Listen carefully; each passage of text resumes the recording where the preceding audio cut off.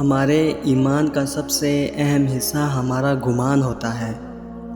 یہ صرف ہمارے اور اللہ کے رشتے کی بات نہیں ہے، بلکہ آپ کسی بھی رشتے کو دیکھ لیں، اگر گمان اچھا نہیں ہے تو وہ رشتہ زیادہ دیر تک کبھی بھی نہیں چل سکتا۔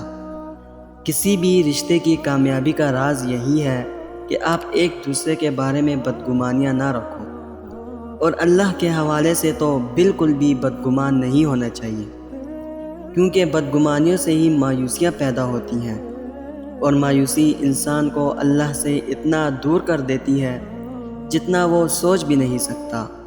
اور یہ سچ ہے کہ جو آپ سوچتے ہیں آپ کو زندگی میں وہی ملتا ہے۔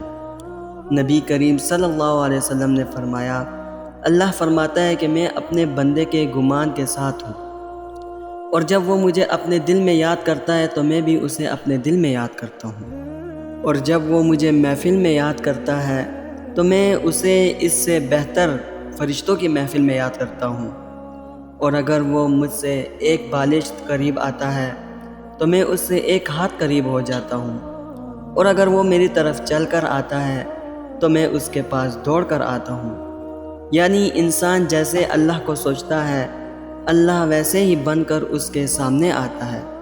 آپ اگر اللہ سے اچھے کا گمان رکھیں گے تو یقین کریں آپ کو ہمیشہ اچھا ہی ملے گا، اور اگر آپ برے کا گمان رکھیں گے تو آپ کو برا ہی ملے گا۔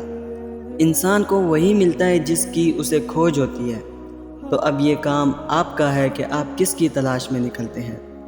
زندگی میں کہیں بھی جائیں اور زندگی میں کیسے بھی حالات بن جائیں، آپ نے بس اتنا یاد رکھنا ہے کہ اللہ نے آپ کے لیے بہتری ہی سوچی ہے، اور آپ کو وہ بہتری ایک نہ ایک دن ملے گی بھی ضرور، اور نظر بھی ضرور آئے گی۔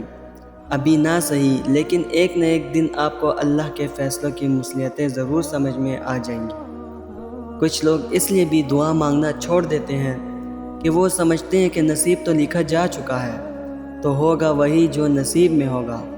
لیکن یہ سوچا ہے کہ اگر نصیب کا لکھا ہی اگر سب کچھ ہوتا تو اللہ دعا مانگنے کا اختیار دیتا کیا؟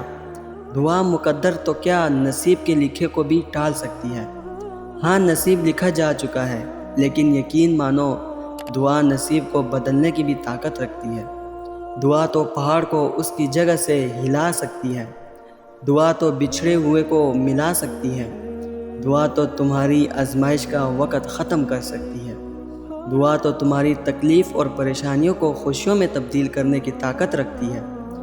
یقین کا امتحان تبھی شروع ہوتا ہے جب ہمارے تڑپنے کے اور بہت ساری دعاؤں کرنے کے باوجود بھی جو چیز ہمیں چاہیے ہوتی ہے وہ ہمیں نہیں ملتی، یا جس سے ہم دور جانا چاہتے ہیں اس سے دور نہیں جا پاتے۔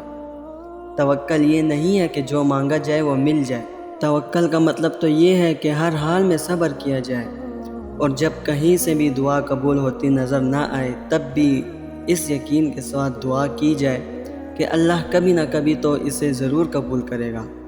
توکل تو یہ ہے کہ جن چیزوں کو تم سمجھ نہیں سکتے ان کا فیصلہ اللہ کے سپرد کر دیا جائے۔ توکل تو یہ ہے کہ جس میں تمہاری رضا نہ ہو اس میں بھی راضی رہا جائے۔